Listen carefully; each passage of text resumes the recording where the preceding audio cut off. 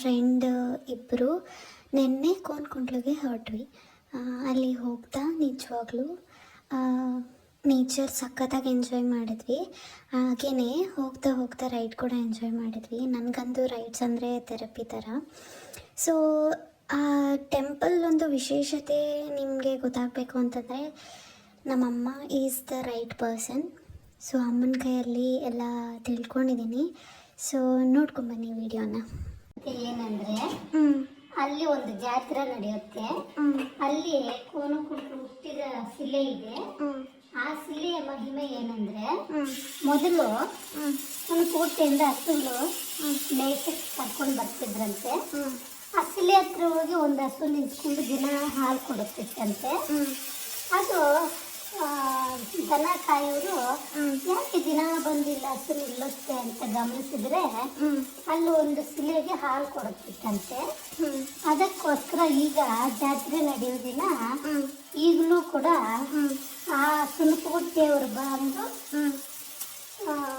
ಅಲ್ಲಿನ ವಿಶೇಷತೆ ನಡೆಸಿದ್ರೇನೆ ಜಾತ್ರೆ ಮುಂದುವರಿಯುವುದು ಅಂತ ಅಲ್ಲಿನ ಪ್ರತೀಕತೆ ಇದೆ.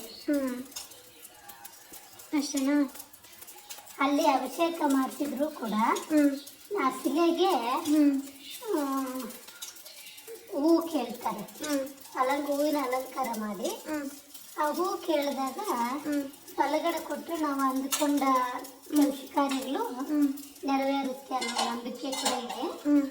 ಈಗ ಪ್ರತಿ ತಿಂಗಳು ಹುಣ್ಣಿಮೆ ದಿನ 5 ಕಿಲೋಮೀಟರ್ನಷ್ಟು ಗಿರಿ ಪ್ರದಕ್ಷಿಣೆ ಮಾಡ್ತಾರೆ. ಗಿರಿ ಪ್ರದಕ್ಷಿಣೆ ಮುಗಿಸ್ಕೊಂಡು ದೇವ್ರ ಹತ್ರ ಹೋದ್ರೆ ಅಲ್ಲಿ ಬಂದವ್ರಿಗೆಲ್ಲ ಊಟದ ವಿಚಾರ ಇರುತ್ತೆ. ಊಟ ಮಾಡಿ ಅಲ್ಲಿಂದ ಅವ್ರವ್ರ ಊರುಗಳಿಗೆ ಅವರು ತೆರಳಬಹುದು. ಸೊ ಇದು ಅಮ್ಮ ಹೇಳಿದ್ದು ಕತೆ. ಅದನ್ನು ದೇವ್ರನ್ನ ಲಕ್ಷ್ಮೀ ನರಸಿಂಹಸ್ವಾಮಿ ಅಂತ ಕರೀತಾರೆ. ಹಾಗೆ ಮುಂದ್ಗಡೆ ಆಂಜನೇಯ ಸ್ವಾಮಿ ಟೆಂಪಲ್ ಸಹ ಇದೆ, ಬಟ್ ಅದು ಓಪನ್ ಆಗಿರಲಿಲ್ಲ. ಸೊ ಸುಮ್ಮನೆ ವಾತಾವರಣ ನೋಡಿಕೊಂಡು ಹೊರಟ್ವಿ. ಸೊ ಇದರದ್ದು ಲೊಕೇಶನ್ ಲಿಂಕ್ ಬೇಕು ಅಂತಂದರೆ ನಾನು ಡಿಸ್ಕ್ರಿಪ್ಷನ್ ಹಾಕಿರ್ತೀನಿ, ನೀವು ಹೋಗಿ ನೋಡ್ಬೋದು. ನಿಮಗೆ ವಿಸಿಟ್ ಮಾಡಬೇಕು ಅನಿಸಿದ್ರೆ ವಿಸಿಟ್ ಮಾಡಿ. Thank you.